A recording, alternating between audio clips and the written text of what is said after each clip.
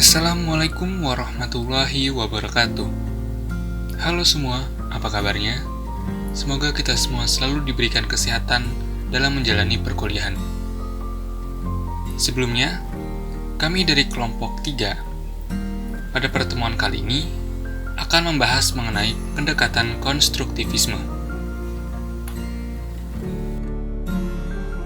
Kami dari kelompok 3 yang beranggotakan Riyandi Arya Putra dengan NPM 2013021004, Miliani Lutfiah dengan NPM 2013021012, Dea Nurul Faizah dengan NPM 2013021052, dan Cahyaning Tias Prayitno dengan NPM 2013021054. Pendekatan konstruktivisme. Konstruktivisme adalah suatu pendekatan terhadap belajar yang berkeyakinan bahwa orang secara aktif membangun atau membuat pengetahuannya sendiri dan realistis ditentukan oleh pengalaman orang itu sendiri pula. Menurut Abimanyu 2008-22, konstruktivisme memandang belajar lebih dari sekedar menerima dan memproses informasi yang disampaikan oleh guru atau teks. Alih-alih pembelajaran adalah konstruksi pengetahuan yang bersifat aktif dan personal. Pernyataan tersebut sejalan dengan pendapat von Glaser-Veld. Pada tahun 1978, pendiri gerakan konstruktivis.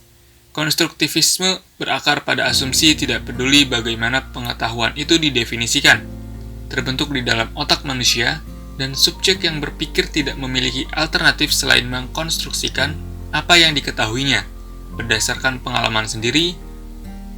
Semua pikiran kita didasar pada pengalaman kita sendiri dan oleh karenanya bersifat subjektif. Model pembelajaran konstruktivisme menekankan pada pengembangan kemampuan, keterampilan atau hand-on, dan pemikiran siswa atau mind-on. Kemudian, Tobin dan Timmons menegaskan bahwa pembelajaran yang berlandaskan pandangan konstruktivisme harus memperhatikan 4 hal, yaitu yang pertama, berkaitan dengan pengetahuan awal siswa, prior knowledge. 2. Belajar melalui pengalaman, experience. 3. Melibatkan interaksi sosial, social interaction. Dan yang keempat adalah kepahaman, sense making. Selanjutnya, prinsip-prinsip pembelajaran dengan pendekatan konstruktivisme. Belajar selalu merupakan sebuah proses aktif. Anak-anak belajar paling baik dengan menyelesaikan berbagai konflik kognitif, konflik dengan berbagai ide dan konsep lainnya, melalui pengalaman, refleksi, dan metakognisi. Yang ketiga, belajar adalah pencarian makna. Yang keempat, konstruksi pengetahuan bukan sesuatu yang bersifat individual semata-mata. Yang kelima, belajar selalu dikonseptualkan. Yang keenam, belajar secara betul-betul mendalam berarti mengkonstruksikan pengetahuan secara menyeluruh, dengan mengeksplorasi dan menengok kembali materi yang dipelajari, dan bukan dengan cepat pindah dari satu topik, seperti pada pendekatan pengajaran langsung. Dan yang terakhir, mengajar adalah sebagai pemberdayaan pembelajar dan memungkinkan pembelajar untuk menemukan dan melakukan refleksi terhadap pengalaman-pengalaman realistis.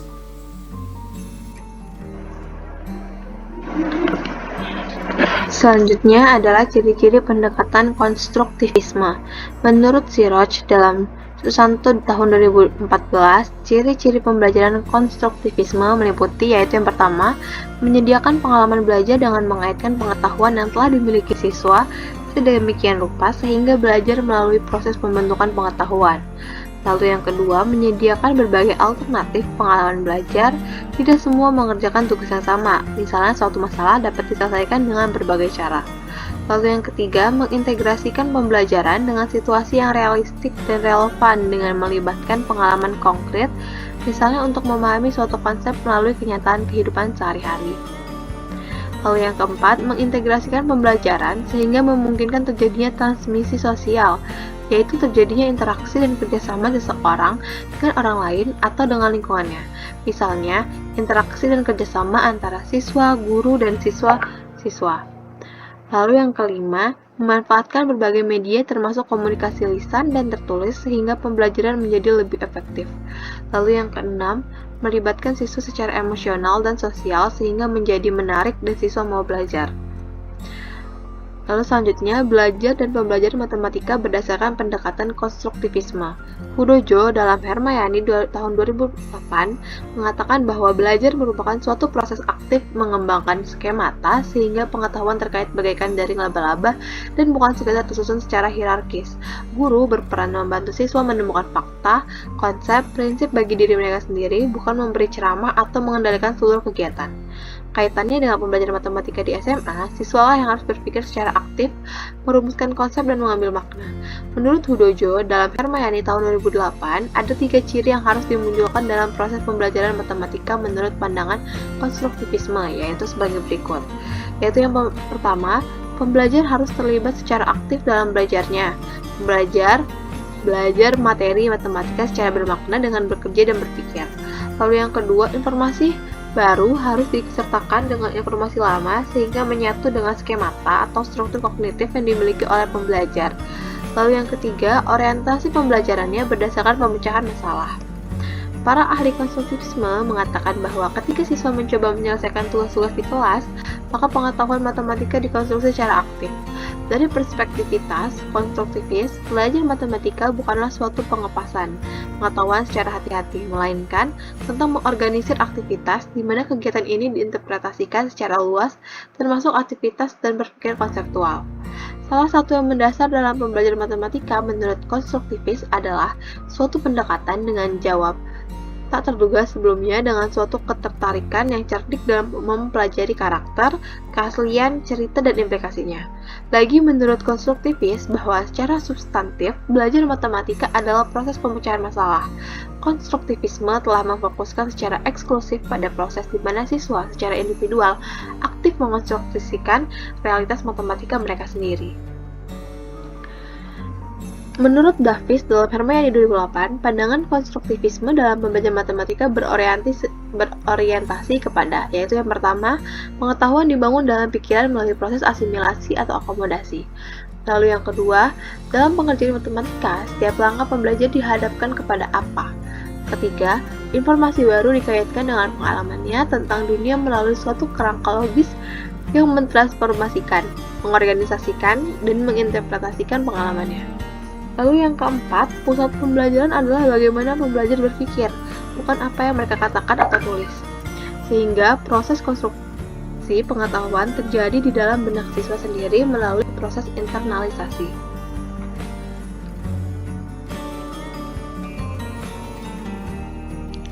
Apabila suatu informasi atau pengetahuan baru diperkenalkan kepada siswa dan pengetahuan tersebut sesuai dengan struktur kognitif yang telah dimilikinya, maka pengetahuan itu akan beradaptasi melalui proses asimilasi dan terbentuklah pengetahuan baru. Sedangkan apabila pengetahuan baru yang dikenalkan itu tidak sesuai dengan struktur kognitif siswa, maka akan terjadi ketidakseimbangan atau disequilibrium. Kemudian struktur kognitif tersebut direstrukturisasi kembali akan dapat disesuaikan dengan pengetahuan baru atau terjadi keseimbangan atau disequilibrium. Maka menurut pendekatan konstruktivisme dapat diartikan bahwa belajar adalah proses pembentukan makna secara aktif oleh siswa sendiri terhadap masukan sensori baru yang didasarkan atas struktur kognitif yang telah dimiliki sebelumnya. Kemudian ada langkah-langkah pendekatan konstruktivisme. Suatu pendekatan pembelajaran memiliki langkah-langkah atau prosedur yang harus dilaksanakan agar tercapainya hasil belajar yang diharapkan. Adapun langkah-langkah dalam pendekatan konstruktivisme diantaranya menurut Suprijono, yaitu yang pertama ada orientasi, yang kedua ada elicitasi, yang ketiga ada rekonstruksi ide, yang keempat ada aplikasi ide, dan yang kelima review. Yang pertama, orientasi merupakan fase untuk memberi kesempatan kepada siswa memperhatikan dan mengembangkan motivasi terhadap topik materi pembelajaran. Yang kedua, elicitasi merupakan tahap untuk membantu siswa menggali ide-ide yang dimilikinya dengan memberi kesempatan kepada siswa untuk mendiskusikan atau menggambarkan pengetahuan dasar atau ide mereka melalui poster, tulisan yang direpresentasikan kepada seluruh siswa. Yang ketiga, rekonstruksi ide. Dalam tahap ini, siswa melakukan klarifikasi ide dengan cara mengontraskan ide-ide dengan ide orang lain atau teman melalui diskusi. Berhadapan dengan ide-ide lain, seseorang dapat terangsang untuk merekonstruksi gagasannya kalau tidak cocok. Sebaliknya, menjadi lebih yakin jika gagasannya cocok. Selanjutnya yaitu aplikasi ide. Dalam langkah ini, ide atau pengetahuan yang telah dibentuk siswa perlu diaplikasikan pada macam-macam situasi yang dihadapi. Hal ini akan membuat pengetahuan siswa lebih lengkap bahkan lebih rinci. Kemudian ada review. Dalam fase ini memungkinkan siswa mengaplikasikan pengetahuannya pada situasi yang dihadapi sehari-hari, merevisi gagasannya dengan menambah suatu keterangan atau dengan cara mengubahnya menjadi lebih lengkap. Jika hasil review kemudian dibandingkan dengan pengetahuan awal yang telah dimiliki, maka akan memunculkan kembali ide-ide pada diri siswa.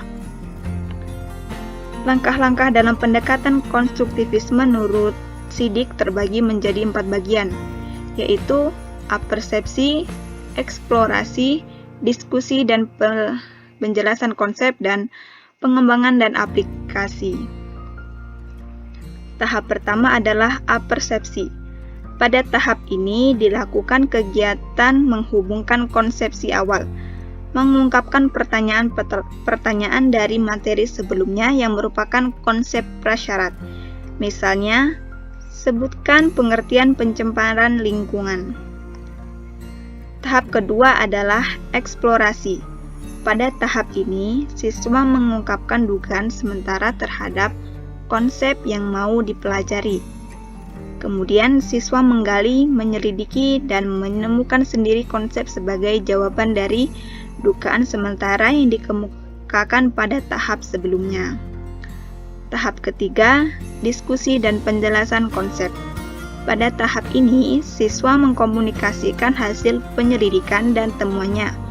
Pada tahap ini pula, guru menjadi fasilitator dalam menampung dan membantu siswa membuat kesepakatan kelas, yaitu setuju atau tidak dengan pendapat kelompok lain, serta memotivasi siswa mengungkapkan alasan dari kesepakatan tersebut melalui kegiatan tanya jawab. Tahap keempat, pengembangan dan aplikasi. Pada tahap ini, guru memberikan penekanan terhadap konsep-konsep esensial. Kemudian, siswa membuat kesimpulan melalui bimbingan guru dan menerapkan pemahaman konseptual yang telah diperoleh melalui pembelajaran saat itu melalui pengerjaan tugas. Selanjutnya, langkah-langkah dalam pendekatan konstruktivisme menurut Rianto adalah sebagai berikut. Yang pertama, ada apersepsi, yang kedua ada eksplorasi, dan yang ketiga ada refleksi. Yang pertama, apersepsi. Guru mendorong siswa agar mengemukakan pengetahuan awal mengenai konsep yang akan dibahas. Yang kedua, eksplorasi. Pada tahap ini, siswa mengungkapkan dugaan sementara terhadap konsep yang akan dipelajari. Yang ketiga, refleksi. Pada tahap ini, siswa menganalisis dan mendiskusikan apa yang telah dilakukan.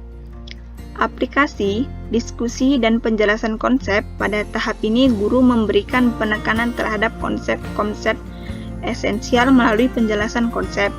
Kemudian, siswa membuat kesimpulan melalui bimbingan guru dan menerapkan pemahaman konsep. Selanjutnya ada evaluasi pembelajaran matematika menurut pendekatan konstruktivisme. Evaluasi dalam pembelajaran matematika menggunakan pendekatan konstruktivisme terjadi sepanjang proses pembelajaran berlangsung atau ongoing assessment. Pada awal sampai akhir, guru memantau perkembangan siswa. pemahaman siswa terhadap suatu konsep matematika, ikut dan mengawasi proses konstruksi pengetahuan matematika yang dibuat oleh siswa. Implementasi dalam pembelajaran matematika. Board of Studies 1995 menyatakan bahwa siswa akan mencapai prestasi belajar dalam kecepatan yang berbeda dan secara kualitatif dalam cara-cara yang berbeda.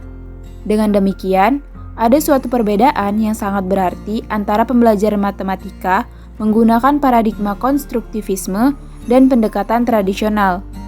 Di dalam konstruktivisme, peranan guru bukan pemberi jawaban akhir atas pertanyaan siswa, melainkan mengarahkan mereka untuk membentuk atau mengonstruksi pengetahuan matematika sehingga diperoleh struktur matematika. Hal ini dapat berupa pengajuan pertanyaan-pertanyaan kembali atau pernyataan-pernyataan yang menantang siswa untuk berpikir lebih lanjut yang dapat mendorong mereka sehingga penguasaan konsepnya lebih kuat. Kelebihan pendekatan konstruktivisme.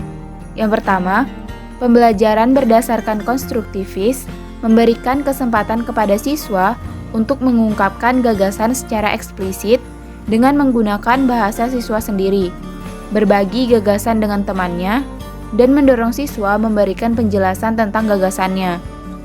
Yang kedua, pembelajaran berdasarkan konstruktivis memberi pengalaman yang berhubungan dengan gagasan yang telah dimiliki siswa atau rancangan kegiatan disesuaikan dengan gagasan awal siswa agar siswa memperluas pengetahuan mereka tentang fenomena dan memiliki kesempatan untuk merangkai fenomena, sehingga siswa terdorong untuk membedakan dan memadukan gagasan tentang fenomena yang menantang siswa.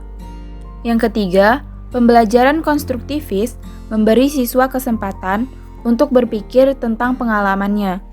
Ini dapat mendorong siswa berpikir kreatif, imajinatif, mendorong refleksi tentang model dan teori, mengenalkan gagasan-gagasan pada saat yang tepat.